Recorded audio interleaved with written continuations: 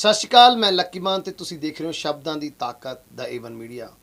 ਅੱਜ ਅਸੀਂ ਗੱਲ ਕਰਾਂਗੇ ਜੀ ਉਸ ਪਰਮ ਪਿਤਾ ਪਰਮਾਤਮਾ ਦੀ, ਉਸ ਸਰਵ ਸ਼ਕਤੀਮਾਨ ਦੀ, ਜਿਸ ਦੀ ਬਦੌਲਤ ਇਹ ਸ੍ਰਿਸ਼ਟੀ ਹੈ।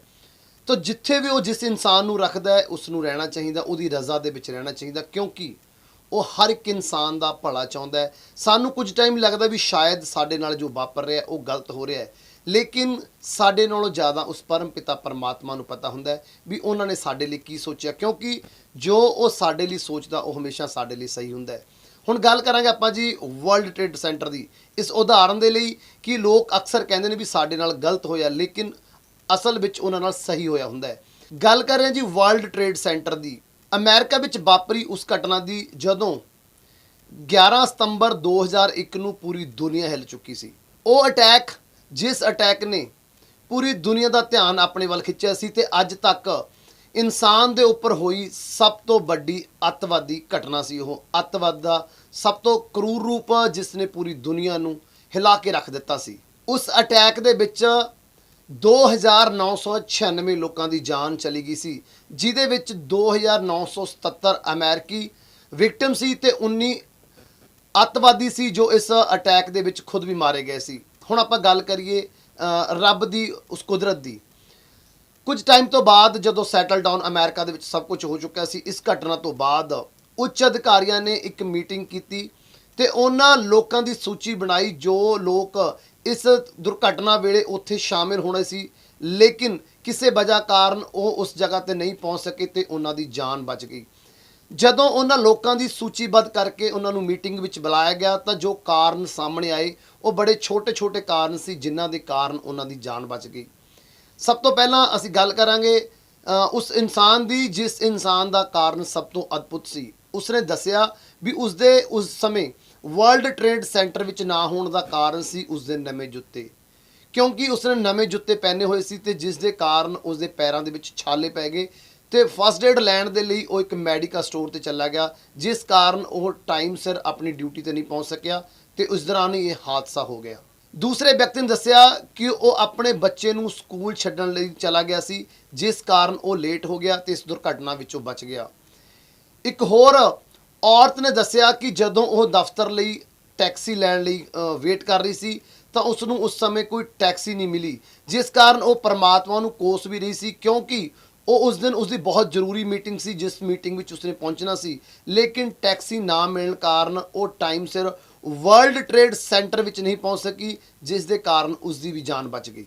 ਇੱਕ ਹੋਰ ਔਰਤ ਨੇ ਕਾਰਨ ਦੱਸਿਆ ਕਿ ਉਸ ਦਿਨ ਉਸਦਾ ਲਗਾਇਆ ਹੋਇਆ ਘੜੀ ਦਾ ਅਲਾਰਮ ਨਹੀਂ ਵੱਜਿਆ, ਜਿਸ ਕਾਰਨ ਉਸਦੀ ਟਾਈਮ ਸਿਰ ਅੱਖ ਨਹੀਂ ਖੁੱਲੀ ਤੇ ਉਹ ਆਪਣੇ ਦਫ਼ਤਰ ਵਿੱਚ ਪਹੁੰਚਣ ਤੋਂ ਲੇਟ ਹੋ ਗਈ ਤੇ ਇਸ ਵੱਡੀ ਦੁਰਘਟਨਾ ਦਾ ਸ਼ਿਕਾਰ ਹੋਣੋਂ ਬਚ ਗਈ।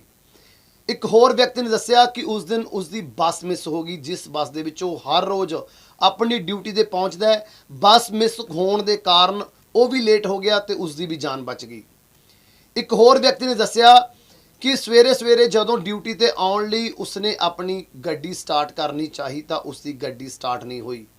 ਗੱਡੀ ਸਟਾਰਟ ਕਰਨ ਦੇ ਲਈ ਮਕੈਨਿਕ ਨੂੰ ਬੁਲਾਇਆ ਗਿਆ, ਜਿਸ ਦੇ ਕਾਰਨ ਉਹ ਵੀ ਆਪਣੀ ਡਿਊਟੀ ਤੇ ਲੇਟ ਹੋ ਗਿਆ ਤੇ ਇਸ ਲੇਟ ਲਤੀਫੀ ਦੇ ਕਾਰਨ ਹੀ ਉਸਦੀ ਜਾਨ ਬਚੀ, ਕਿਉਂਕਿ ਉਹ ਉਸ ਸਮੇਂ ਜਿਸ ਸਮੇਂ ਦੁਰਘਟਨਾ ਹੋਈ ਉਸ ਸਮੇਂ ਉਹ ਆਪਣੀ ਡਿਊਟੀ ਤੇ ਹਾਜ਼ਰ ਨਹੀਂ ਸੀ, ਜਿਸ ਕਾਰਨ ਉਸਦੀ ਵੀ ਜਾਨ ਬਚ ਗਈ।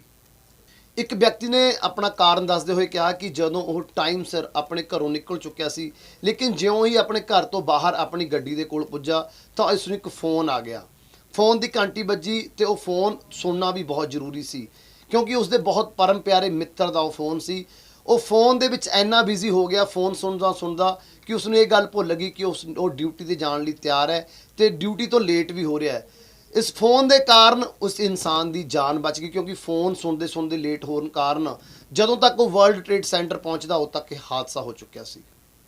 ਇੱਕ ਔਰਤ ਨੇ ਬੜਾ ਅਜੀਬ ਜਿਹਾ ਕਾਰਨ ਦੱਸਿਆ ਲੇਟ ਹੋਣ ਦਾ। ਉਹ ਕਹਿੰਦੇ ਮੈਂ ਟਾਈਮ ਸਿਰ ਤਿਆਰ ਹੋ ਕੇ ਆਪਣਾ ਬ੍ਰੇਕਫਾਸਟ ਲੈ ਕੇ ਬਿਲਕੁਲ ਰੈਡੀ ਸੀ ਡਿਊਟੀ ਜਾਣ ਦੇ ਲਈ, ਲੇਕਿਨ ਜਦੋਂ ਉਸਨੇ ਆਪਣੀ ਕਾਰ ਦੀ ਚਾਬੀ ਲੱਭਣ ਦੀ ਕੋਸ਼ਿਸ਼ ਕੀਤੀ ਤਾਂ ਘਰ ਦੇ ਵਿੱਚੋਂ ਚਾਬੀ ਮਿਸਿੰਗ ਸੀ, ਕਿਉਂਕਿ ਪਿਛਲੀ ਰਾਤ ਉਸਦੇ ਬੱਚੇ ਖਿਡੌਣਿਆਂ ਦੇ ਨਾਲ ਕਾਰ ਦੀ ਚਾਬੀ ਨੂੰ ਲੈ ਕੇ ਵੀ ਖੇਡ ਰਹੇ ਸਨ, ਜਿਨ੍ਹਾਂ ਨੇ ਕਿ ਉਹ ਚਾਬੀ ਸ਼ਾਇਦ ਕਿਤੇ ਰੱਖ ਕੇ ਭੁੱਲ ਗਏ ਤੇ ਚਾਬੀ ਗਵਾਚ ਗਈ ਸੀ।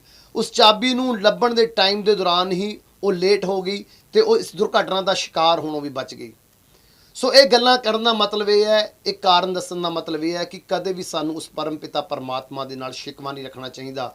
ਨਿੱਕੀਆਂ ਨਿੱਕੀਆਂ ਗੱਲਾਂ ਦੇ ਲਈ ਸਾਨੂੰ ਉਸ ਪਰਮ ਪਿਤਾ ਪਰਮਾਤਮਾ ਦੇ ਨਾਲ ਸ਼ਿਕਵਾ ਨਹੀਂ ਕਰਨਾ ਚਾਹੀਦਾ, ਕਿਉਂਕਿ ਅਕਸਰ ਅਸੀਂ ਕਿਸੇ ਜ਼ਰੂਰੀ ਕੰਮ ਤੇ ਜਾਂਦੇ ਹੋਏ ਟ੍ਰੈਫਿਕ ਦੀਆਂ ਬੱਤੀਆਂ ਵਿੱਚ ਉਲਝ ਜਾਂਦੇ ਹਾਂ, ਜਾਂ ਟ੍ਰੈਫਿਕ ਸਿਗਨਲ ਦੇ ਉੱਪਰ ਰੁਕਦੇ ਹਾਂ, ਜਾਂ ਭਾਰੀ ਟ੍ਰੈਫਿਕ ਦੇ ਵਿੱਚ ਫਸ ਜਾਂਦੇ ਹਾਂ ਤੇ ਉਸ ਪਰਮਾਤਮਾ ਨੂੰ ਕੋਸਣਾ ਸ਼ੁਰੂ ਕਰ ਦਿੰਦੇ ਆ ਕਿ ਇਹ ਸਾਡੇ ਨਾਲ ਹੀ ਕਿਉਂ ਹੁੰਦਾ ਹੈ।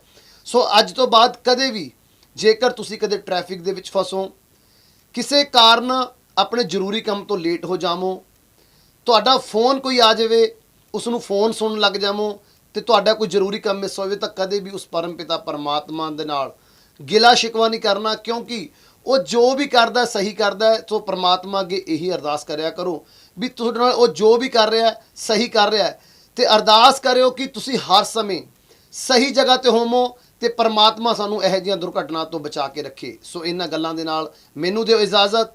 ਧੰਨਵਾਦ।